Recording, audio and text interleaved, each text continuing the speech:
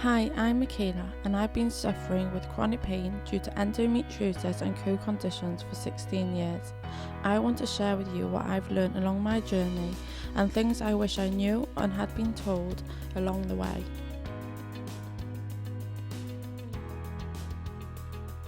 Hi and welcome back to another podcast. This week I want to talk to you guys about fertility and women's health, endometriosis and just the worldwide effect on fertility. So I'm going to jump in by starting to give you guys a bit of information about fertility and endometriosis because there is a big link. However, if you have endometriosis, it does not necessarily mean that you are going to suffer from infertility. 40% of infertility rates are due to endometriosis. The other 60% are due to all other reasons, whether it's other fertility problems or environmental factors, etc. Women lose eggs each month from the day they are born till the day our periods stop.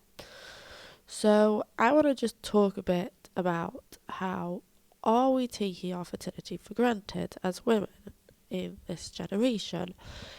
We're very lucky now that women can go get jobs and go study and go and work, but I've found that there's many women who are now putting off having children until after all of that's done, bringing most women to their late 30s. Now, if we look at the reproductive system and how the bodies naturally work, we are supposed to have children at childbearing age, and thousands of years ago that was literally at the ages of 13, which is quite ridiculous. But our bodies are ready to start having children from the days of our first periods. So why are we waiting so long? Obviously, we have to wait till we're old enough and in relationships, but why are we putting off all our lives, bucket lists and things we want to do until after we've had children? Because each month, as I said, we're losing more and more eggs, which means your fertility rate is going down.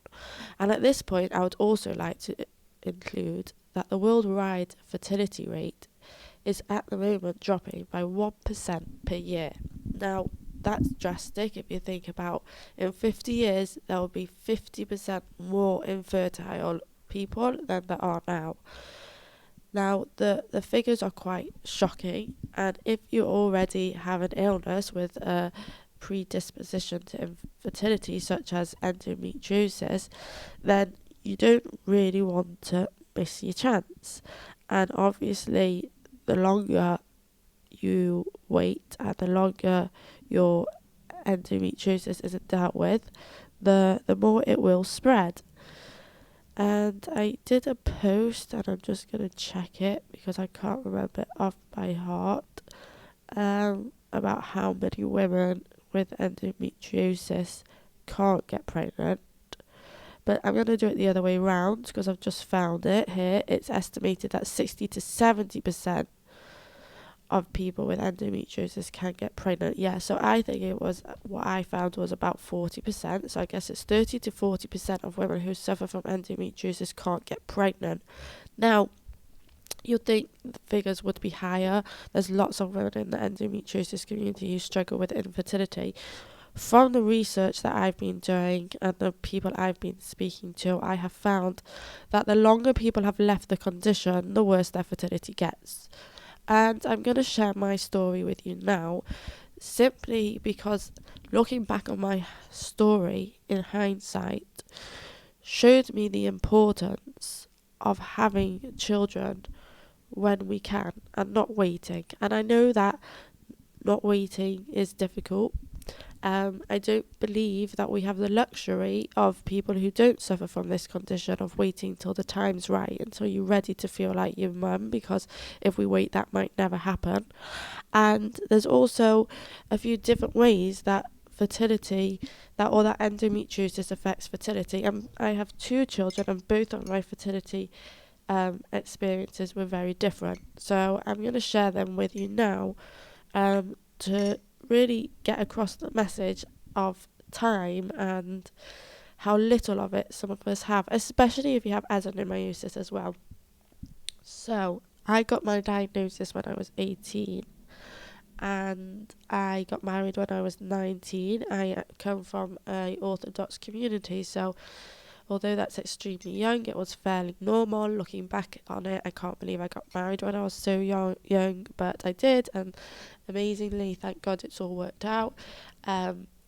Besides all the health issues, of course. So when we got married, knowing that we had endometriosis and there'll be a chance of infertility problems. Also, I had been diagnosed with polycystic ovaries, which also can cause infertility.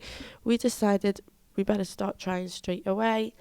My mum and my grandmother had had to have hysterectomies at a young age. I had had this diagnosis, and although we didn't know enough about it yet, something was just telling us you can't wait. And thank God something was telling us this in our guts. And you'll see why. So I wasn't getting pregnant, and we went back to the specialist who removed my endometriosis and diagnosed me. And he said, right, well, we need to remove it. It's come back on your ovaries. So I went back for another excision surgery to remove the endometriosis. Often, depending on where the endometriosis is, that can be a factor on why women can't get pregnant. So in our case, with our first child, I needed to have the endometriosis removed. The next step after that was to wait, I think, was it 3 months, and then go back to start the blood test and the scans before talking about any form of fertility treatment. So we went back 3 months after surgery, and I had a ultrasound scan at which the specialist saw a heartbeat, and he was shocked, and he said, you know what, don't get excited yet, this could be an ectopic pregnancy. I'm going to do some blood tests and I'll let you know. So he took some blood tests, and a week later he messaged us to say we were pregnant with a healthy baby. We actually couldn't believe it. The next time we saw him, he couldn't believe it. He hugged us, and that was our first experience with endometriosis causing fertility problems. We were so lucky, and we are so lucky now that we went through secondary infertility. Obviously not lucky we went through it, but that we had a baby come out of it. But our second fertility journey was so different, because at this point my body had stopped ovulating. I think that was due to being on Prostap injections, because what it does is it switches all of that off, and often it can be very hard for the body to turn that back on. So we were trying for 5 years and nothing was happening. I can't remember how many surgeries I had now, but I'd had a few more surgeries. And we were actually told what happens is when you aren't ovulating, when you don't get pregnant, you're just sent to an IVF clinic and you're told to go through with IVF. Now, we went to a charity within the Jewish community called Kavisi, who help women with IVF. Because I had already had one child, I couldn't get funding on the NHS. They don't help with secondary infertility. And this organisation, this charity, has a medical advocate that explains that a lot of women who have fertility issues don't need the whole part of IVF, or there's different types of fertility treatment, I guess. I wasn't aware of this, so I went on fertility treatment, hormones, to help my body start ovulating. Now, I have sure in my mind somewhere there are memories of this, but I find it very hard to remember this time because it was such a difficult time emotionally and mentally. I just remember saying to my husband after 4 months of these hormones, and I was desperate to give my daughter a sibling. If you read my blogs back then talking about secondary infertility, it was something I really, really struggled with, and also felt guilty for struggling with it because there were people who hadn't had any babies. But after 4 months, I said to my husband, I'm done. Forget it. I can't do it anymore. This is going to kill me. And we stopped the treatment, and we were told there was 20% chance of pregnancy, so we just assumed nothing, and I carried on getting worse and worse over the next few months. And I was admitted into hospital, at which they always take a pregnancy test. And even when I've said to them, I can't get pregnant, they still do it. So they did the pregnancy test, and lo and behold, it came back positive. And the reason I had been so ill was because I had hyperemesis. And we were shocked. I mean, I will never, ever, ever forget the look on my husband's face. I mean, I was happy and I couldn't believe it, but I was petrified that now I was going to have these 2 children that I was too ill to look after. Anyway, that's a whole other story, but that is my fertility journey that I was sharing with you to show you that there are different ways that endometriosis can affect fertility. That often there's things you can do before doing the whole round of IVF or IUI or whatever treatments you've been offered, so please keep researching it. And my story ended with my uterus was so destroyed from those pregnancies. They were both emergency C-sections, from the adenomyosis and from all my other surgeries, that at the age of 28 I had to have a radical hysterectomy. Now, had I not had just felt that I had to try and get pregnant straight away, like many of my friends and many people the same age as me, I've just turned 29, we don't think about having kids so young, I would have missed my chance. And I speak to hundreds of women a day, and all the ones that are above the age of, 35 tell me how they've just missed their chance and they're still trying and they're still going for IVF, and miracles happen and lots of them do become pregnant. But the younger you try, the less your endometriosis has spread and the less damage it has caused.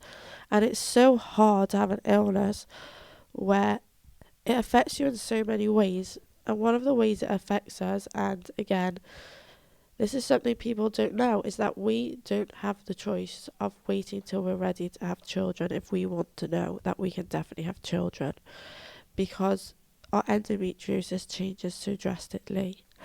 There's so little research and awareness, and there's so little help. And there's also a big problem with fertility, as I said, going down by 1% each year. Now that's to do with something that's in many, many of the items we use daily, and these are called phthalates. And these are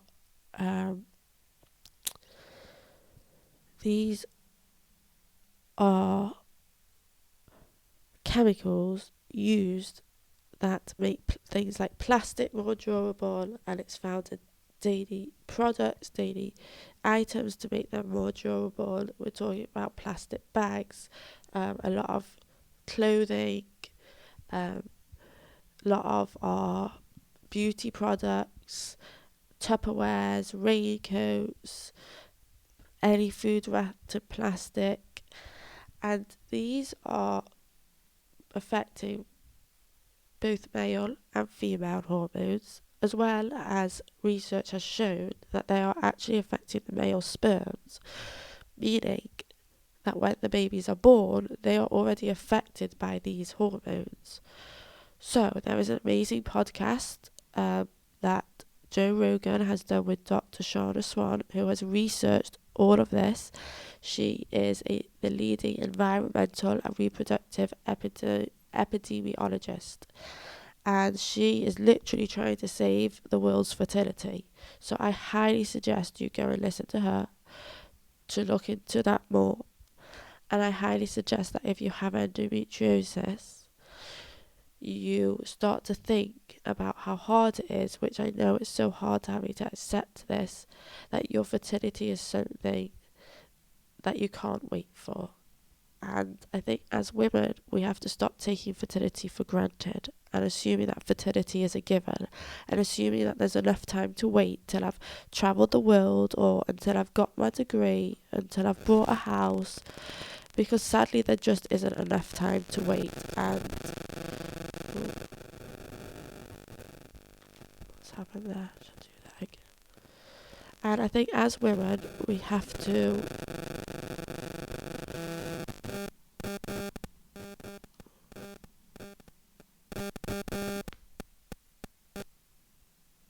I think as women, we have to stop taking our fertility for granted and stop waiting until we've saved up to buy the perfect house or the perfect family car, or until we've got our degree, or until we've travelled the world, because we don't have that option.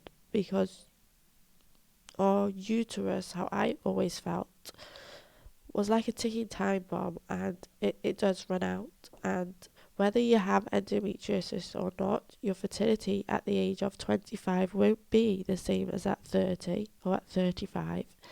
And I don't think there's enough discussions or awareness on this, and I don't think young women are explained about this enough, because they're heartbroken, as they should be, when it gets to the age of 30 and we struggle with fertility.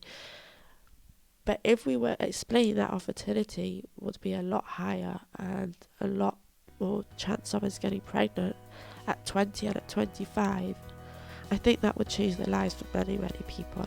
And I think that that's something we need to remember and we need to talk about. Thanks so much for listening. If you have any questions or any topics you want me to talk about, please reach out to me on social media at Pretty in Pain. I'll pop the links below.